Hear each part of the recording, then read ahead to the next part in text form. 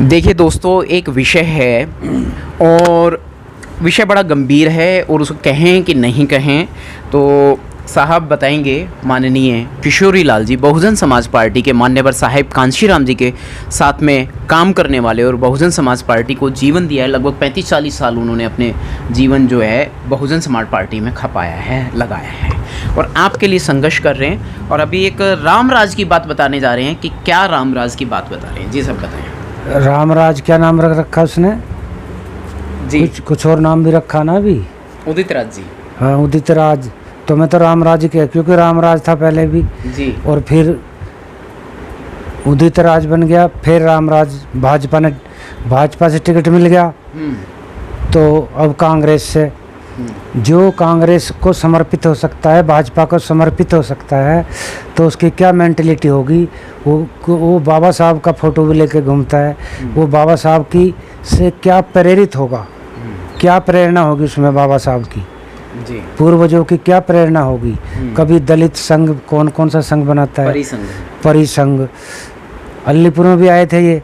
मैं तो ये कह रहा हूँ कि जितने बाबा साहब का नाम लेकर के घूम रहे, झंडे लेकर के, बाबा साहब के फोटो लेकर के, और अलग संगठन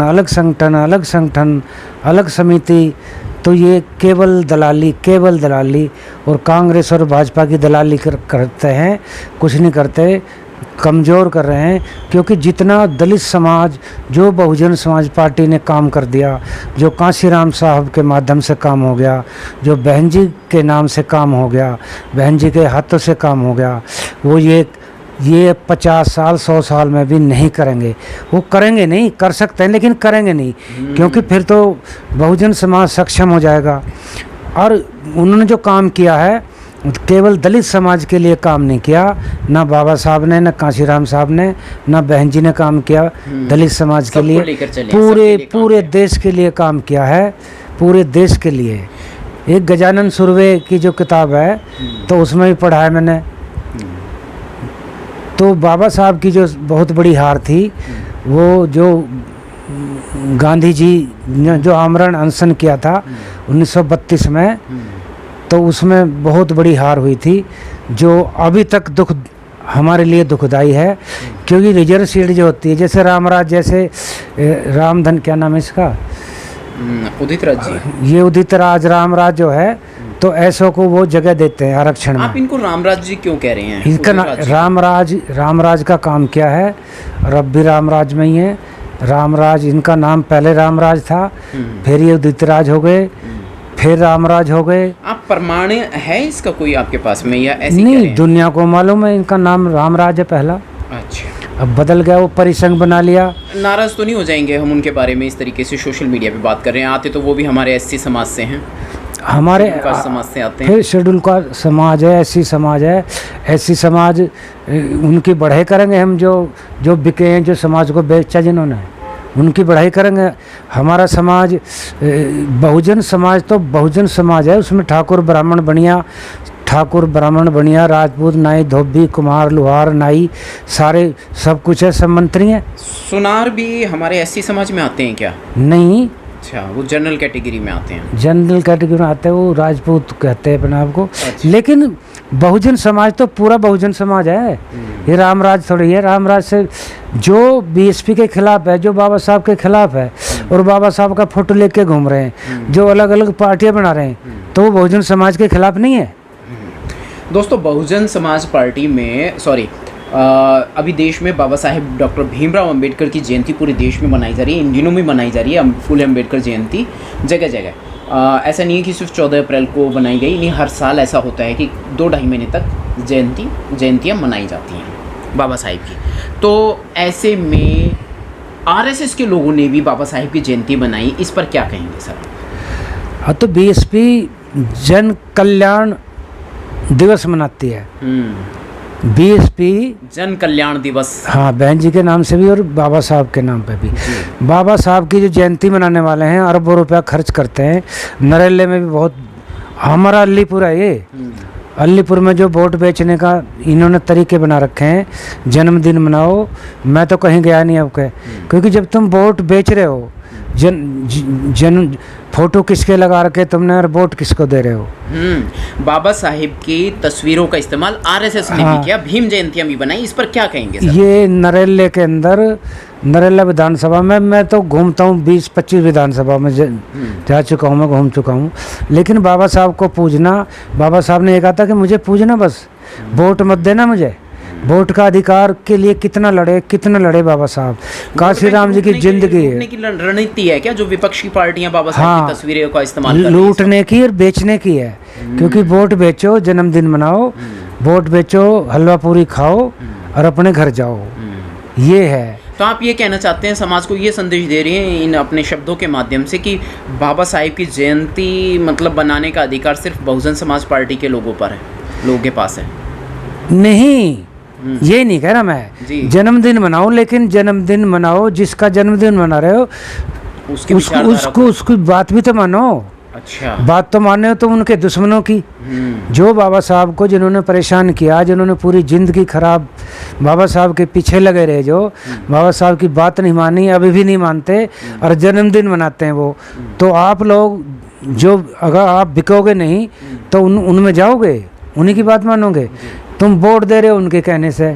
जन्मदिन मनाओ बाबा साहब का, ज्योतिया फूले साहू महाराज, गुरु नारायण पेरियार, रामास्वामी, अच्युतानंद, बिरसा मुंडा, झलकारी बाई, कबीर दास, रविदास, जबकि इनसे तुम्हारा मतलब नहीं, बस वोट बेचने का मतलब है और कुछ नहीं।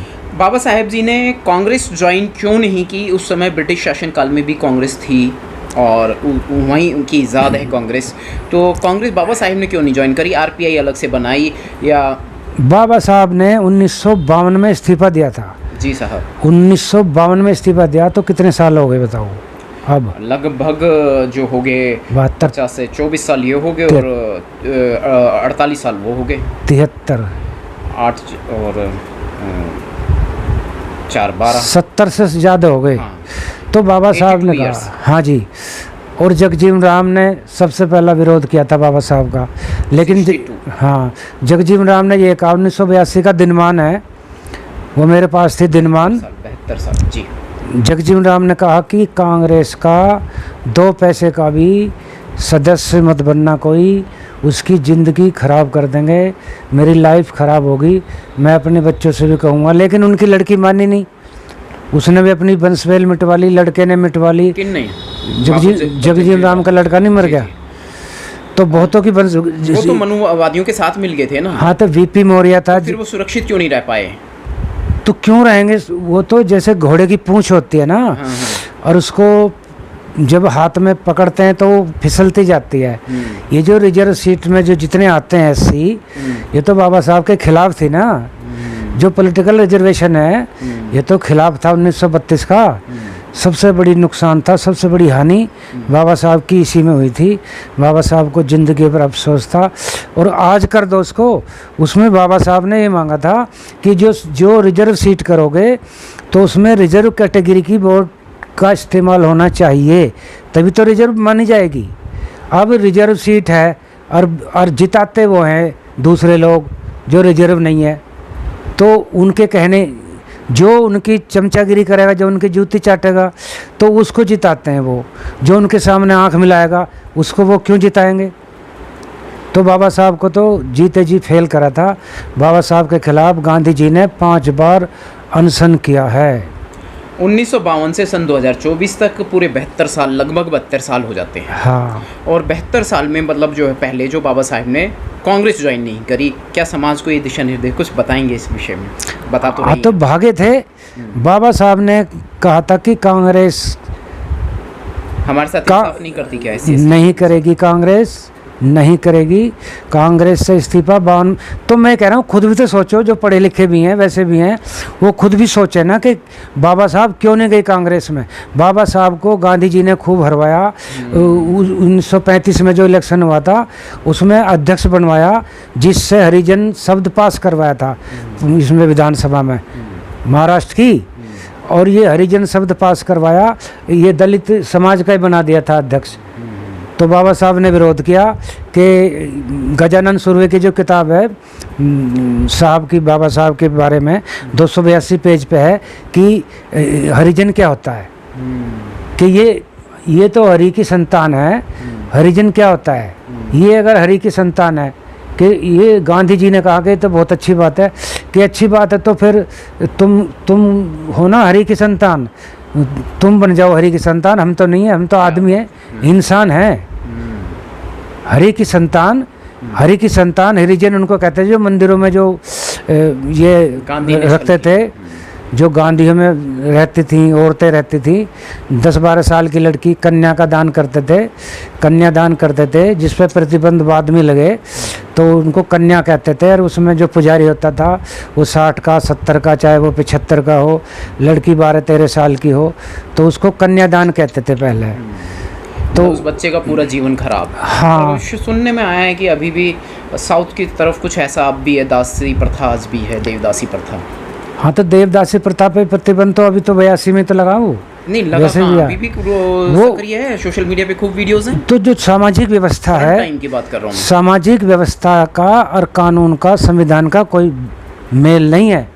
वो अपने, जब तक तुम्हारे हाथ में संविधान नहीं आएगा, तुम संविधान को तुम लागू करोगे ना। वो क्यों लागू करेंगे? वो संविधान को अपने ऊपर थोड़ी लागू करेंगे। वो तो मनुस्मृति उनका सबसे बड़ा संविधान है, मनुस्मृति। एक गुजरात का मंत्री है, सिंधे नहीं, कुछ और है उसका नाम, जो भी है। हाँ, तो उसने कहा, उसने कई बार कह लिया कि मनुस्मृति को हटाओ। मनुस्मृति को एक महाराज जी साधु बन रहा था जो कह रहा था कि उसका शीश काट के लाओ, फलाने लाओ। ये किसी ने बोल दिया था कुछ दलित समाज के। संविधान को हटाने की बात करते हैं और मनुस्मृति को पूरी तरह से लागू करने की बात करते हैं। ये इस बात का प्रमाण है अभी जो सिंगल मोदी जी ने रखा है नए संसद में। हाँ जी। और उसमें उन्होंने देवी देवताओं की चित्र संविधान में इम्प्लीमेंट कर रखे हैं, लागू कर रखे हैं, जो कि संविधान विरोधी। तो सिंबल है वो वो प्रतीक है, मनुवाद का प्रतीक है। वो मानता है, मोदी तो मानता है इस बात को जी, सब मानते हैं। वो माननीय किशोरी लाल जी जो कि वक्ता इस समय आपको स्क्रीन पे दिखाई दे रहे हैं, समाज की गहन जानकारी आपको दे रहे हैं और किस तरीके से मनुवाद चरम पर और हावी है हमारे SC/ST समुदाय पर और किस तरीके से हमारे को लूट कर कमज़ोर बनाता है। साहब, आपकी एजुकेशन पुराने टाइम के आप पढ़े लिखे इंसान हैं, एजुकेटेड इंसान है, दिल्ली यूनिवर्सिटी में आप पढ़े हैं आई थिंक, जहाँ तक मुझे पता है। मेरठ कॉलेज पढ़ा हूँ। अच्छा, मेरठ से? नैनीताल पढ़ा हूँ, मेरठ कॉलेज पढ़ा हूँ, कश्मीर पढ़ा। आई थिंक आप ग्रेजुएट हैं? नहीं, पोस्ट ग्रेजुएट। पोस्ट ग्रेजुएट हैं। एक डिग्री और है जी, DYED।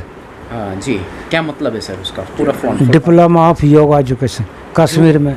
योगा कश्मीर में? क्या तभी आप इतने सुंदर दिखते हैं, गोरे रंग के हैं, काफ़ी हैं। कश्मीर से आप सर?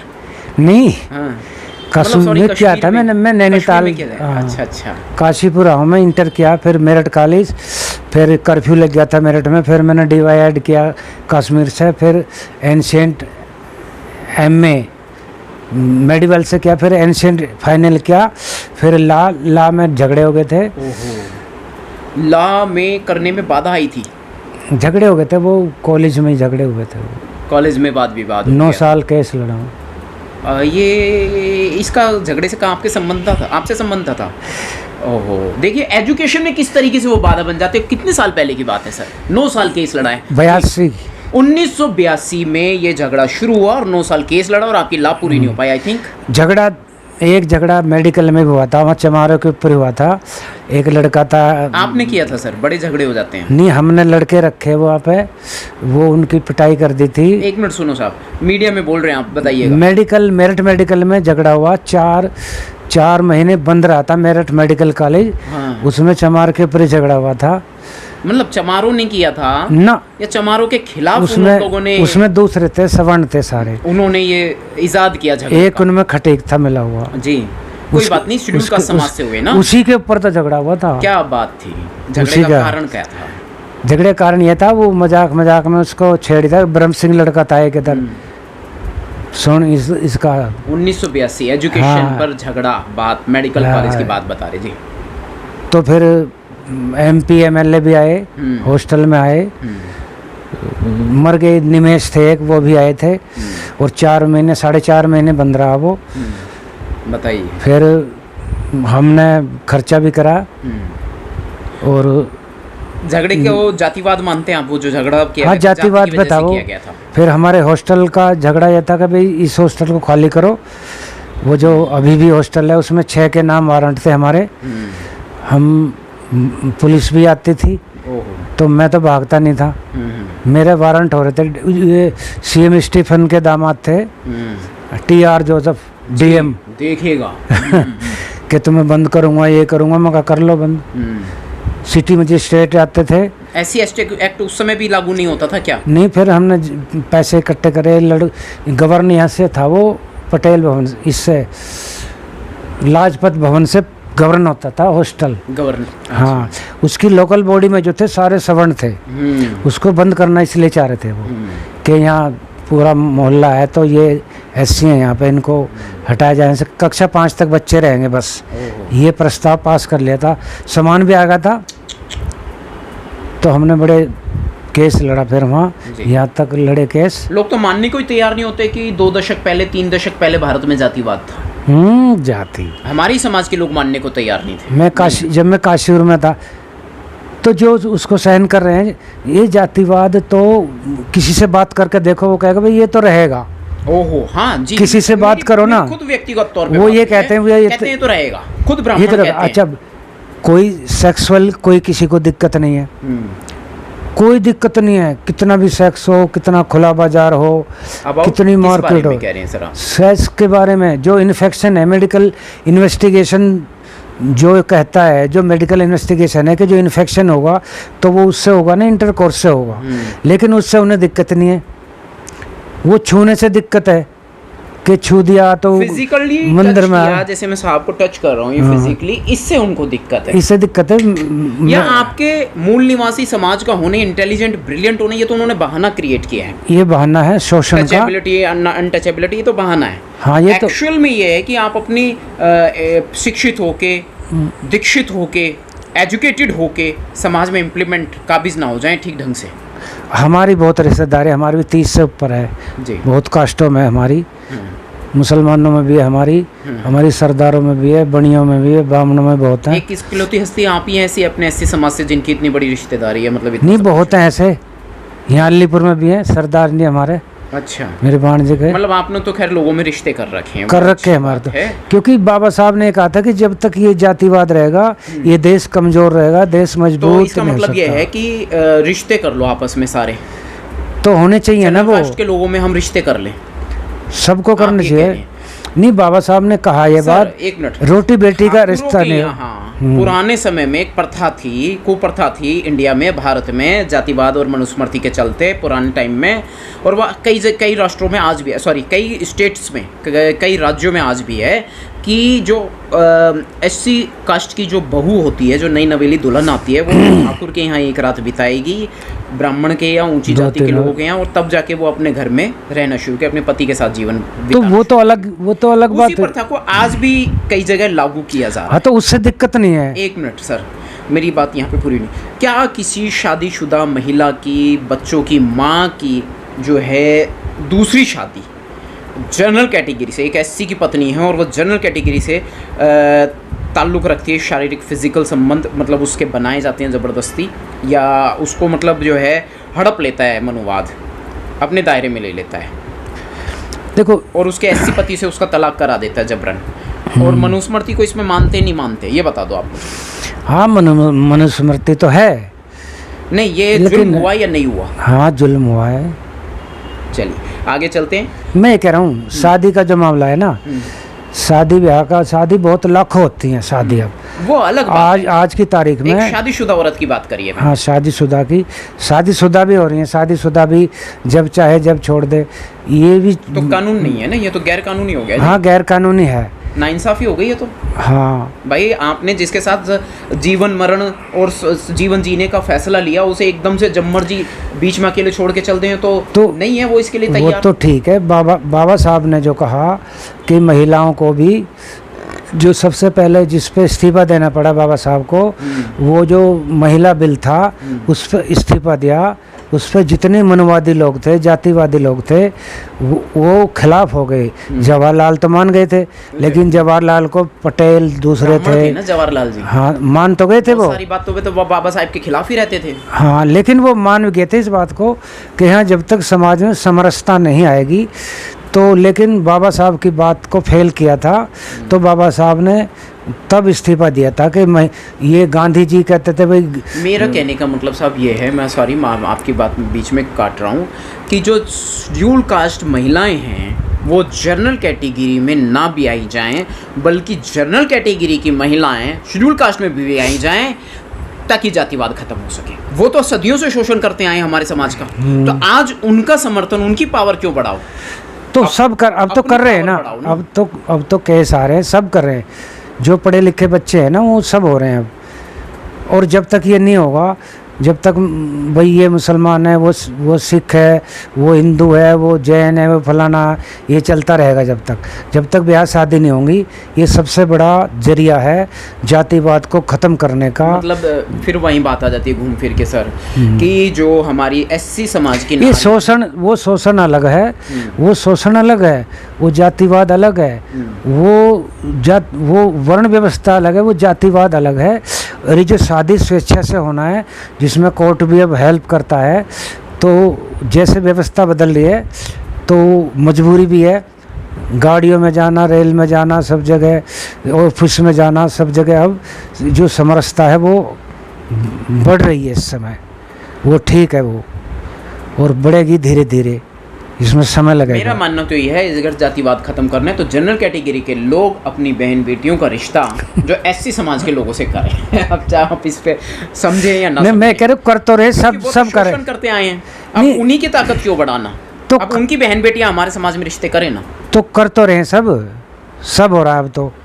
अब कोई जातिवाद कम है अब, बताइए जो है खून में। अभी आपने इसी कड़ी में एक मुद्दा उठाया, हाँ, राजस्थान में वो बच्चे को मार दिया, फांसी पे टांग दिया, जिंदा बच्चे को।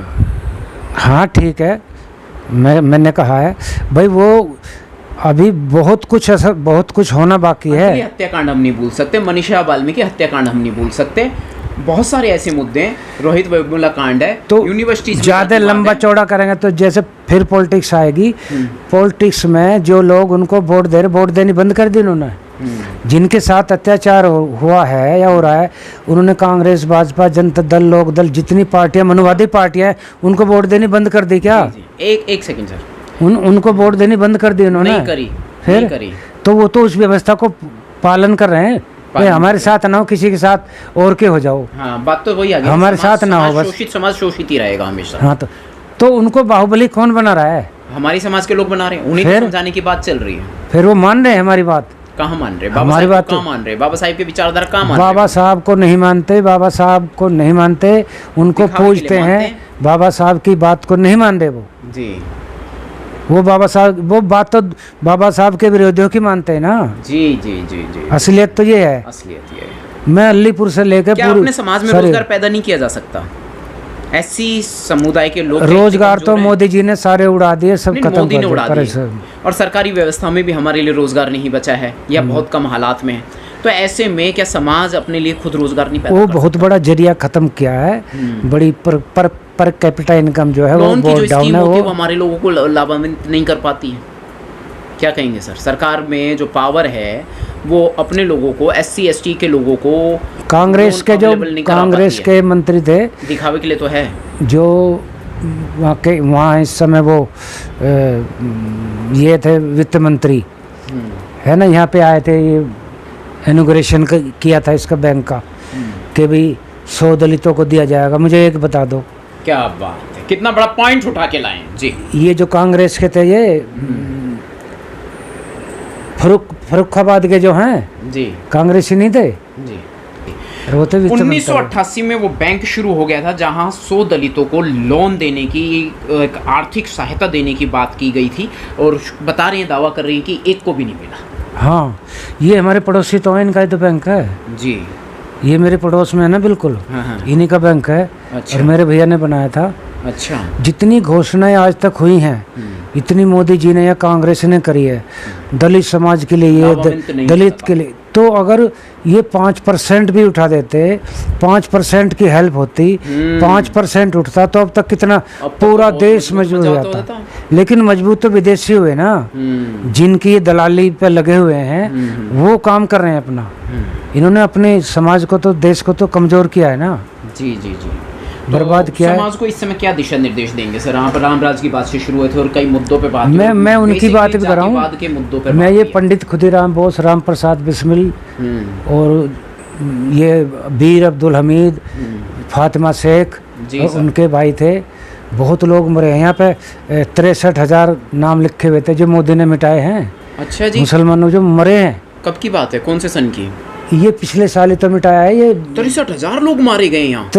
95,300 है लोग जो बर्बाद हुए हैं, जो मरे हैं लड़ाई में। कौन सी लड़ाई में? ये जो इनके साथ अंग्रेजों से लड़े, दूसरों से लड़े, विदेशियों से लड़े। इसका राजा नहीं था लास्ट वाला, जो 2 गज जमीना मिल सकी कोई यार में। दिल्ली का बादशाह जिसको रंगून ने मारा था अंग्रेजों ने जी। तो ये तो सबसे बड़े हितैषी, सबसे बड़े रक्षक, सबसे बड़े सहायक तो ये आरएसएस वाले रहे अंग्रेजों के।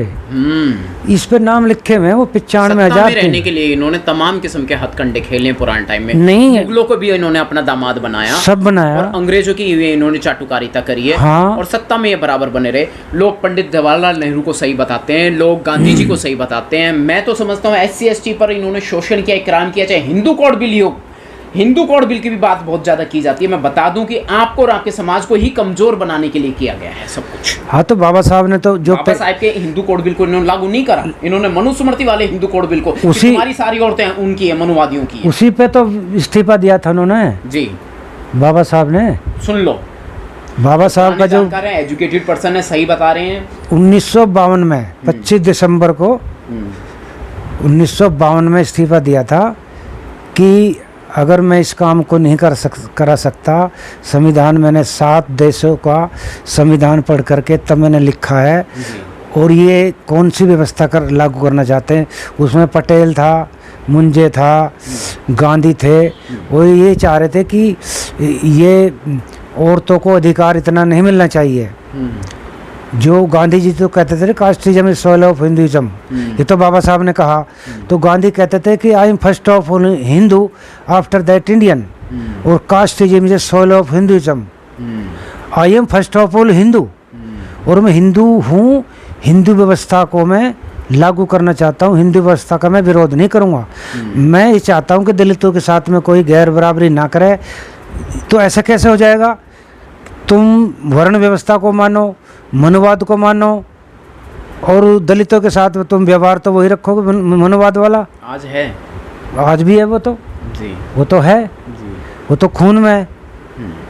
तो गांधी जी अधूरे, और गांधी जी के चेलों ने उनकी हत्या की।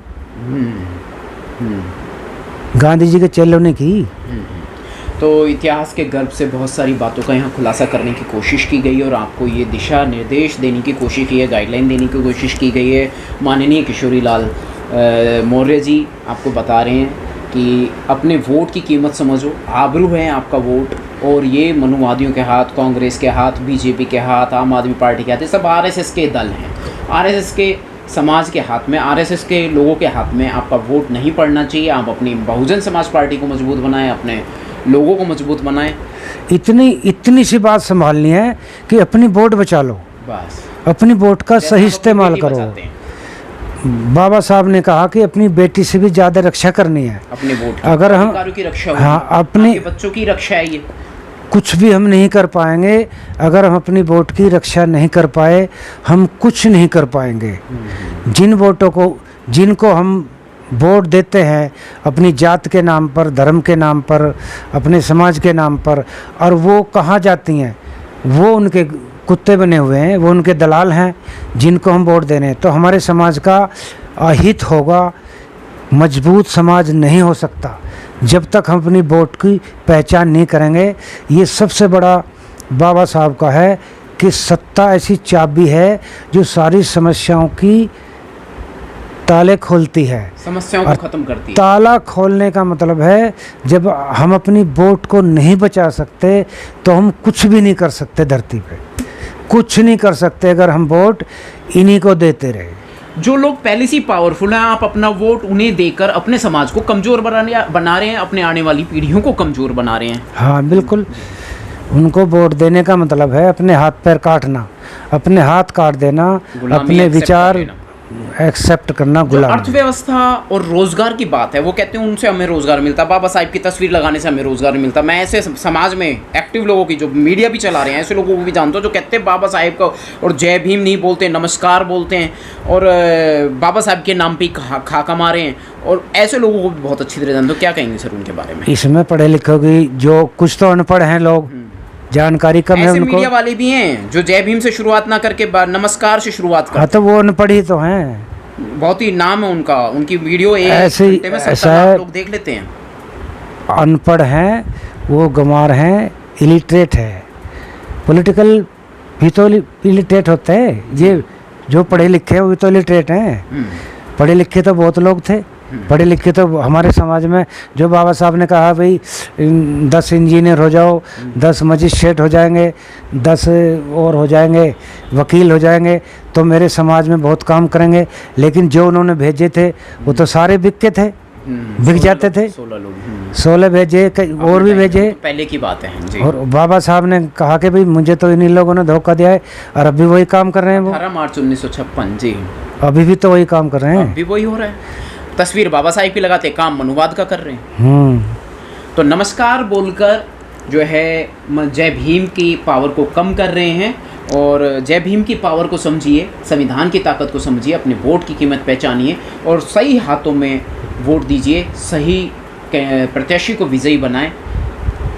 प्रत्याशी, अगर हम अपनी वोट की कीमत समझेंगे तो हम दूसरे से भी कहेंगे ना कि भी वोट यहाँ पे हाथी पे देनी है। ये हम वोट प्रचार तो हमारा अधिकार है, ये हमारा गौरव है, हमारा अधिकार है, हमारा मान सम्मान सुरक्षित इसी में है। जी की सरकार यदि दिल्ली में आती है तो दिल्ली बहुत हद तक कुछ और होगी थोड़े से ही समय में। हाँ तो योजनाएं हैं, ये जो बिजली पानी माफ़ कर दिया, जो किराएदार हैं, पंगु बना रहे हैं, ये समाज को पंगु बनाना है। जो किराएदार हैं उनका क्या माफ़ हुआ उसे बताओ मुझे। उनसे तो पैसे लिए जा रहे हैं पूरे, पानी के भी बिजली के भी, जो बिजली का बिल है सब उनसे तो लिया जाता है। उन्हें क्या माफ़ कर दिया? या एक बर्तन मारने जाती है औरत तो वो 5-7 हज़ार रुपये कमाती है, 1-1.5 लाख कमाती है, उसका भी फ्री है किराया और उसका फ्री है। तो ये पैरेलल क्या बात हुई, क्या समानता हुई? ये तो असमानता कह रहा हूँ मैं तो। ऐसा नहीं है साहब कि चलिए हम अपने शासनकाल में इस बात को रखेंगे, जब हमारी सरकार आ जाएगी, हमारे लोग सत्ता में काबिज हो जाएंगे तो कुछ मुद्दे हम उस समय के लिए भी छोड़ते हैं। फिलहाल इतना ही। इस वीडियो को, इस विचारधारा को, इस विचार विमर्श को और जो समाज को दिशा निर्देश दिया है, हम यहीं पे विराम देते हैं। क्या कहेंगे सर? बस मैं तो ये कह रहा हूँ, अगर अपनी वोट नहीं बचाई ना तो कितनी गाल बजाई कितनी हो जाए, कुछ भी करते रहो, कुछ भी करते रहो, कितने नौटंकी करते रहो, अगर अपनी वोट नहीं बचाई, उस महापुरुष का, उन मसीहा का नाम ध्यान करो जो कुर्बान हुए हैं, जिन्होंने अपनी तमाम ज़िंदगी न्यौछावर की हमारे लिए। और हम वोट बेचने के लिए नहीं की थी, वोट बचाने के लिए। हमारे बाल बच्चे सुरक्षित रहेंगे, हमारा समाज सुरक्षित होगा। जब हमारी वोट सुरक्षित होगी तभी होगा, नहीं हमारी वोट बिकती रहेगी। और ये दलाल जो हैं, दूसरी पार्टियों में दलाल है हमारा समाज, तो ये वोट बेचता रहेगा और ये लालच में बिकता रहेगा और हमारे समाज को बेचता रहेगा। जब तक हम खुद जिम्मेदार नहीं होंगे तो कोई फ़ायदा नहीं होगा। जी, तो बहुत बहुत शुक्रिया, बहुत बहुत साधुवाद माननीय किशोरी लाल मौर्य जी को। आपने देखा सुना है, बहुजन समाज पार्टी के पुराने कार्यकर्ता रहे हैं। समाज की एक शिकायत रहती है कि वाल्मीकि समाज के लोगों को नहीं मौका मिला है, वाल्मीकि समाज को मौका नहीं मिला है। तो बहन जी के शासनकाल में वाल्मीकि समाज के कार्यकर्ता बहुत रहे हैं और यहाँ लड़ा है MP भी जी, MLA भी, MLA निगम पार्षद भी, दिल्ली क्षेत्र से। हाँ जी, तो साहब के पास प्रमाण है, हमारे पास प्रमाण है। मैंने वीडियो ऑलरेडी सोशल मीडिया पे, जय भीम संसार यूट्यूब चैनल पे और एंटी क्राइम न्यूज़ चैनल पे डाल रखी है, आप वहाँ से प्रमाण देख सकते हैं। तो समाज को एकजुट बनाएं, समाज की ताकत को पहचानें और अपनी बहुत बड़ी बात है कि समाज और वोट और आपके हक अधिकार, सारी बातों को पहचानें। विराम देता हूँ। जय भीम संसार यूट्यूब चैनल को मदद कीजिएगा। धन्यवाद। वायरल कीजिए वीडियो।